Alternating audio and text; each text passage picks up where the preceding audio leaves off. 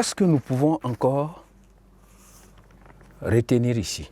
Nous allons, à l'issue de tous les bienfaits que nous avons énumérés ici, concernant le pouvoir des mathématiques, nous pouvons aussi mentionner que les mathématiques ont aussi des limites. Les mathématiques ont aussi des limites. Donc nous allons noter cela. Les limites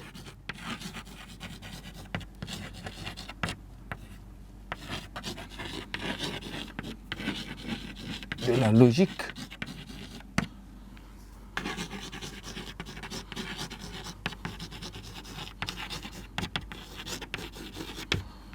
les limites de la logique mathématique. Comme toute œuvre humaine n'est jamais totalement parfaite, les mathématiques ici, on va leur reprocher quoi? Que les systèmes mathématiques ne poursuivent ni la vérité, ni la fausseté, mais plutôt la validité. On l'a déjà vu lorsqu'on développait la logique. Poursuivre simplement la validité du raisonnement. Ensuite, il y a aussi cette difficulté d'accès au niveau des mathématiques, parce qu'elles sont purement abstraites. Voilà. Ici aussi, il faut noter qu'il y a une difficulté d'appliquer les principes de la logique mathématique à la réalité concrète. Ça aussi, on l'a souligné. Voilà. Et nous pouvons aussi parler d'une question d'efficacité. Est-ce que les mathématiques sont applicables à tous les niveaux de la vie?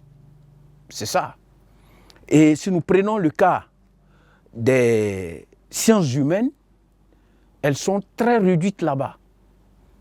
On s'efforce aujourd'hui de nos jours à introduire les mathématiques dans les sciences humaines, mais leur efficacité est quand même assez réduite. Ce que nous devons reconnaître. Peut-être que cela évoluera dans le temps, mais il faut reconnaître que leur efficacité est assez réduite.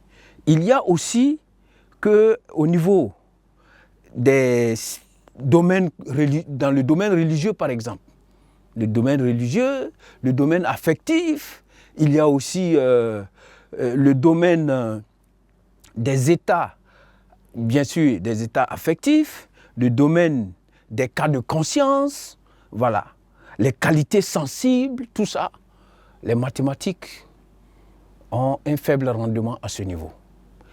Bien, et à ce niveau, on a Aristote,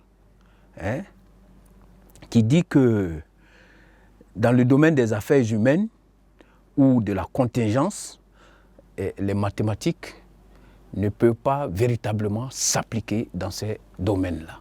Il résume cela en ces termes-là. Voilà, de nos jours, on parle de beaucoup plus du domaine probable.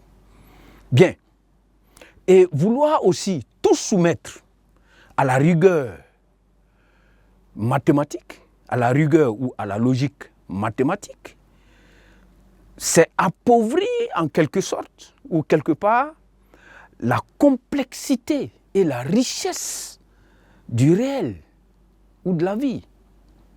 Voilà. Tout n'est pas mathématisable. Réduire le tout à la logique mathématique, c'est vraiment appauvrir aussi, parce que le réel va au-delà de ce qui est purement démontrable par les mathématiques. À ce niveau, Blaise Pascal nous dira que le cœur a ses raisons que la raison ignore. Blaise Pascal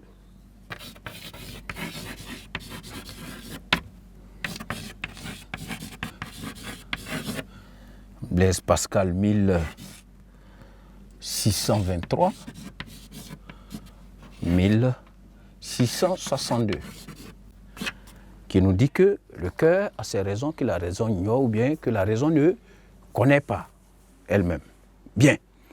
Et nous allons sur ce conclure ce chapitre pour dire simplement que, puisque nous avons été assez succincts, pour dire simplement que les sciences formelles sont des sciences hypothético-déductives.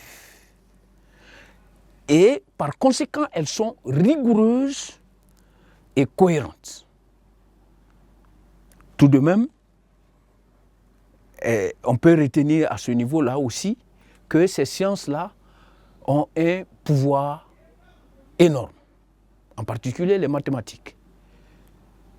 Mais maintenant, il faut aussi reconnaître, comme on l'a dit, elles comportent aussi des limites.